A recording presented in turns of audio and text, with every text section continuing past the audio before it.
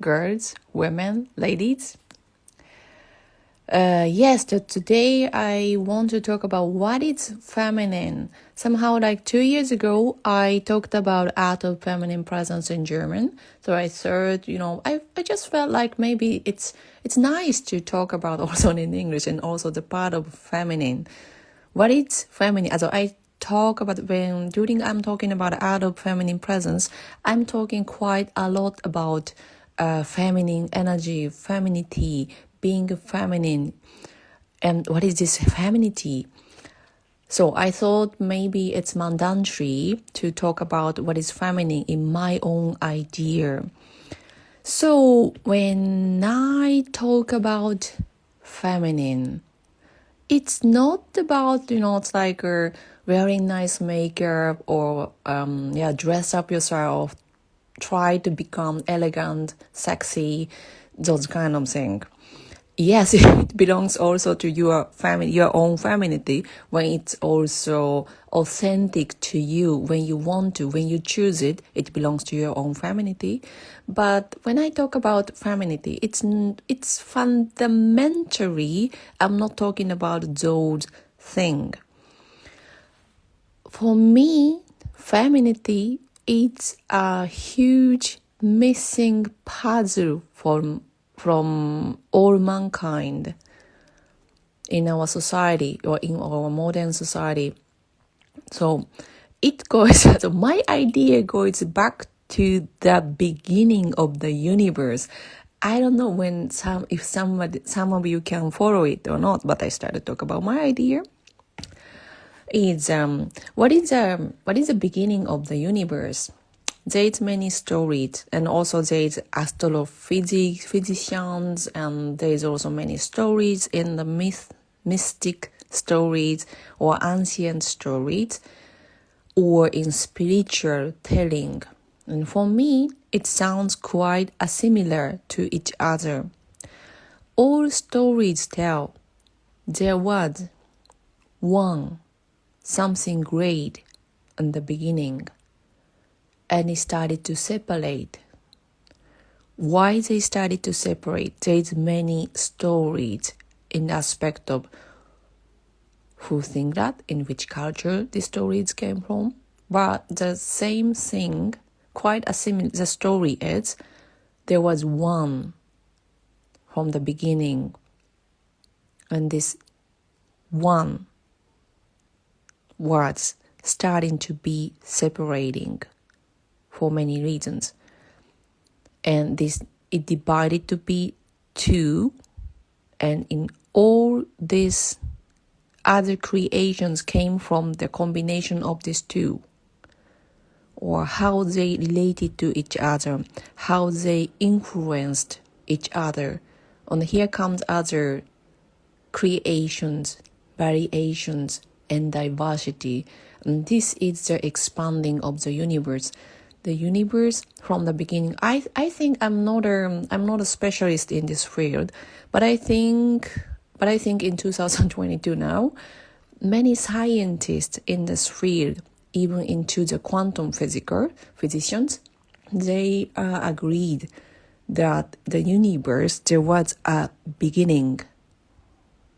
It's not like it exists like all the way out. There was a beginning, and it started to expand.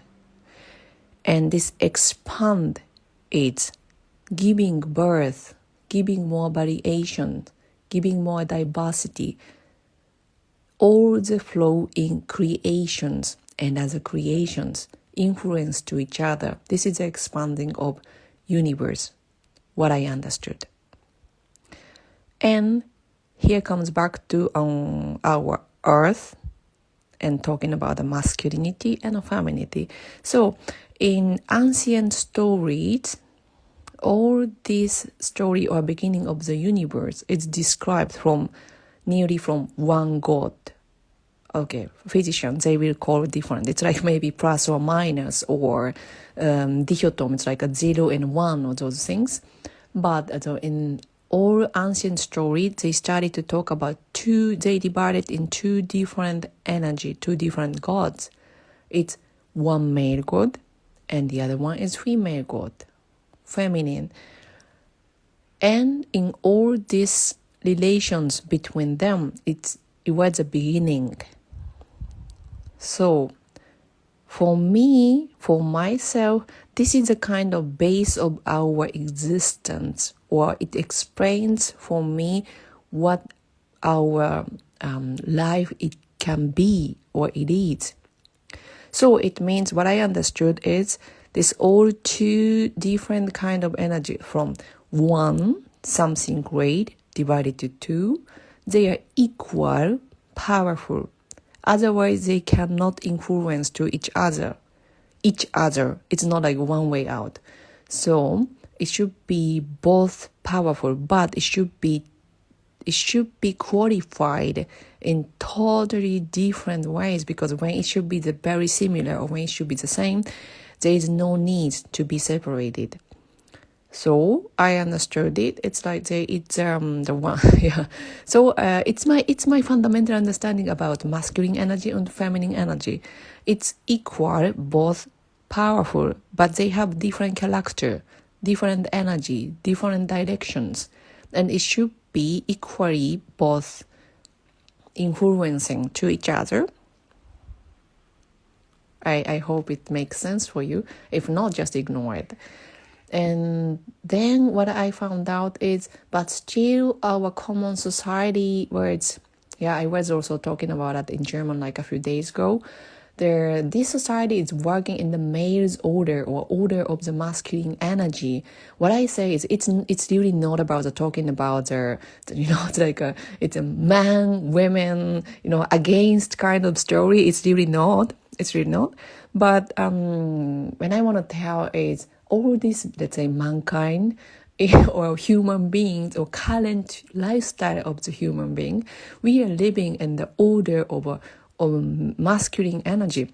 What I tell is we have different, they have different energy, the masculine energy and female energy. And I think that one of the most sophisticated, the sophistications of the masculine energy in human society is, I don't know if I can tell this, but I pretty much believe this is a military style. And imagine it, what is a military kind of things? It's like wearing the uniform, you have a rank, you see this all hierarchical relations, so you can recognize who is stronger than you, who is weaker than you, and there is a commando you have to follow, or you give the commando. And it's like a Monday to Friday, 9 to 5 kind of quite, anonymous kind of lifestyle. You just work for you. The important thing for you, for your life, meaning of your life is functionality. So for me, this is one of the highest sophistications of masculine energy. I mean, it means it's beyond of bad or good. It's masculine energy works in this kind of rules quite well. So, but feminine energy works different ways. Feminine energy or femininity gives more diversity, gives more connections.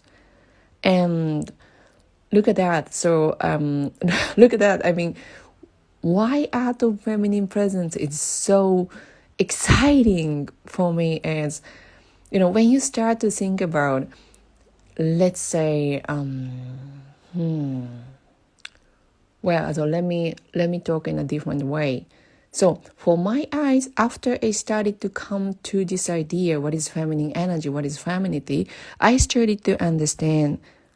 エレさん、ありがとうございます。嬉しい。I'm sorry, I just wanted to greet in Japanese, because I got a nice commenter. And when I started to talk about the femininity and why I started to think this is so exciting, it is after I started to understand the differences. It's like a long time in my life. I'm from Japan and my age is 41. I felt like, this hormone urge up and down, and that my body is not staying in the same level. My mental state is not staying in the same level. It's like it's changing. It's more like, imbalanced maybe in compared to male's order or in compared to male's nature. So after I started to understand, hey, it belongs to our nature, because let's say we women, we have different rhythms than masculine.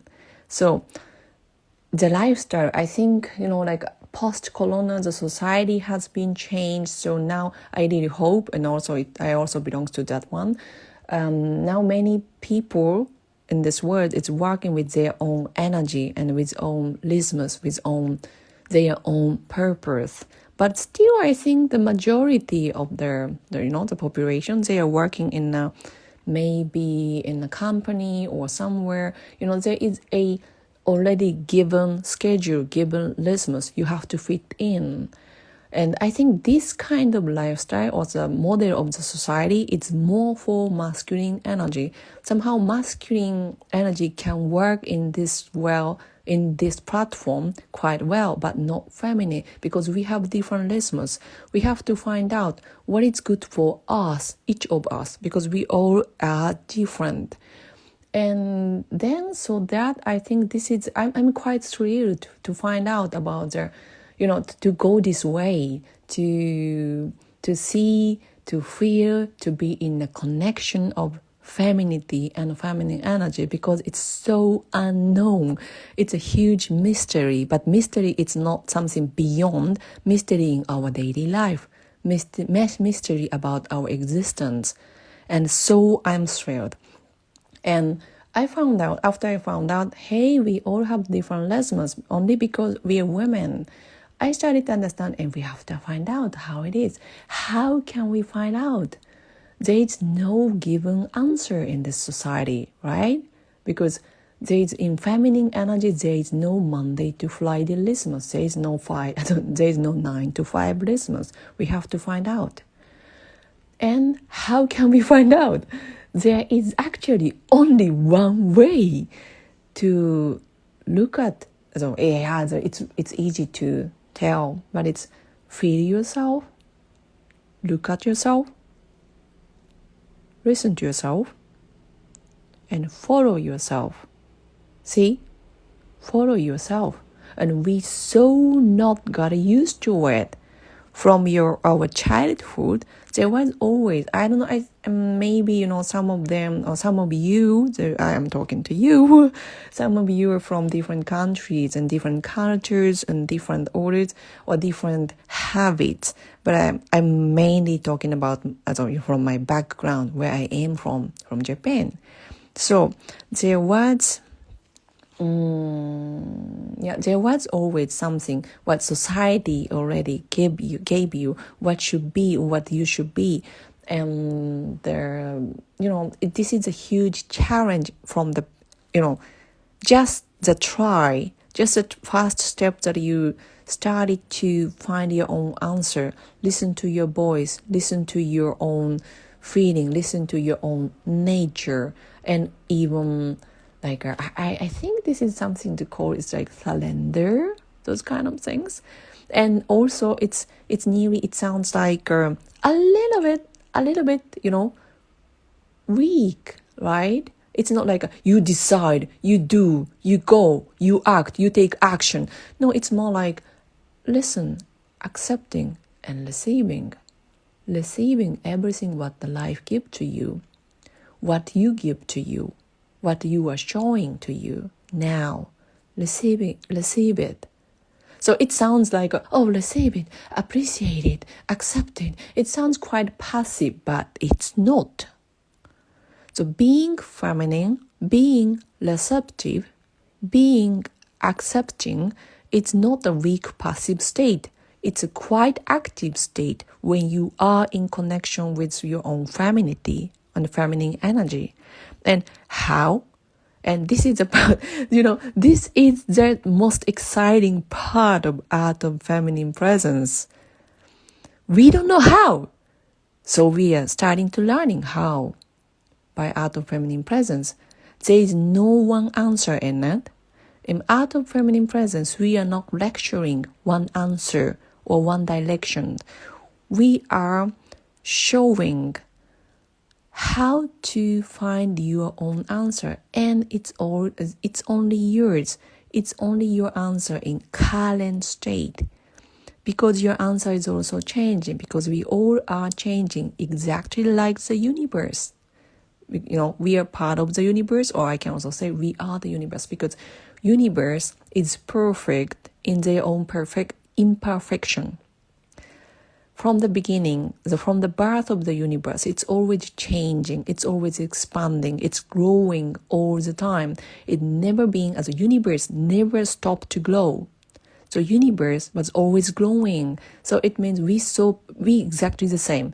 We are perfect in this moment, in where we are, how we are, what we are, and we are changing. So this is our nature. And Art of Feminine Presence, we learn how to connect, how to open up to your inside of yourself, and you see, you feel, find your own answer. How to appreciate that, how to trust that, how to go with that, and how to act with that. This is quite exciting. So this is quite exciting. That's something what I'm talking about. Yes, so this is a kind of a little bit tiny sneak preview of what I think about the feminine and the masculine. Yes, I also can talk about it's about a divine femininity and also divine masculinity. Look at that. Now all the society is working in the order of a masculine energy, or masculine part of us is taking over the society. It's exhausting because we are missing 50% of other powerful encounter, and we are relying on the system of the masculine, and what masculine energy is running. It's exhausting. They also need a partner. So finding out the answer, finding out the power of the femininity, how does it work? How can it be so powerful? How can we become receptive of all this divine nature? So this is the thrilling part for me, and I totally believe that this is the future. So I started to become Art of Feminine Presence teacher. Tsuki is hello. Thank you. Thank you so much for that. Yeah. So, I totally forgot to introduce myself. My name is TSUKI Chology from Japan, living in Germany. And I am a psychologist.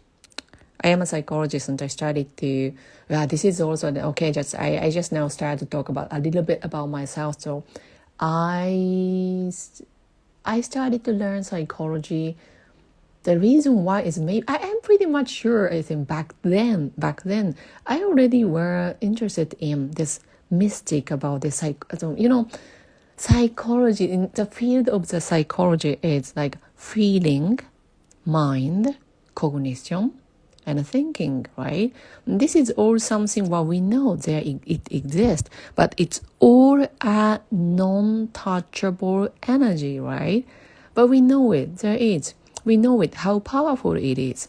We know it, what we can make it with our emotions and with our mind and with our thinking. It's super powerful tools, what we already have, right? But we cannot touch it. But maybe some people or some scientists started to try to measure it so that we know it exists. And